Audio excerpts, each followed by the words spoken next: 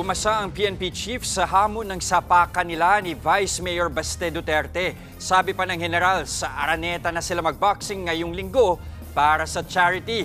Nasa frontline ng balitang yan, si Brian Castillo. Matapang ka lang naman, we have the position pero kung suntukan tayo, ararap ko makaya, bita. Sarap talaga awayin, totoo lang. May gigil ang pahayag na yan ni Davao City Acting Mayor Baste Duterte laban kay PNP Chief Nicolas Torre III. Sa isang vlog, naglabas ng hinanakit si Baste na anya'y pinupuntirya raw ang kanilang pamilya.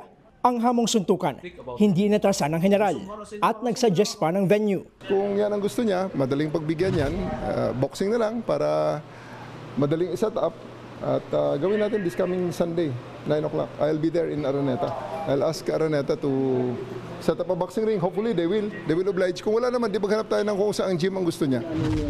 Pero bukod sa palitan ng sapak, bakit hindi raw gawing sa pulsa kabutihan? Mungkahin ni Torre, charity boxing match. Marami ang nasalanta ngayon ng bagyo at baha.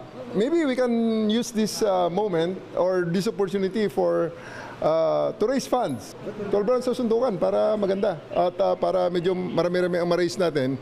Kasi matapang At nang tanungin kung kailangan pa bang mag-practice. Charity boxing match, kung magkasakitan, konti lang yan. Unless, lakasan lang ng loob yan. Sa akin naman, pareho lang naman kami siguro walang practice or baka kung nag-practice siya, okay lang din. Let's see. ganun lang. Para naman sa mga bashers na haangal sa kanyang pagpatol, may banat din ng general. Mag-donate sila para maka-raise tayo ng pondo. Pay-per-view.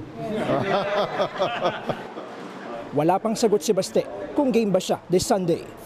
Nagbabalita mula sa frontline, Brian Castillo, News 5. Mga kapatid, Ed Lingaw po, maging maalam at may pakialam sa mga napapanahong balita sa ating bansa.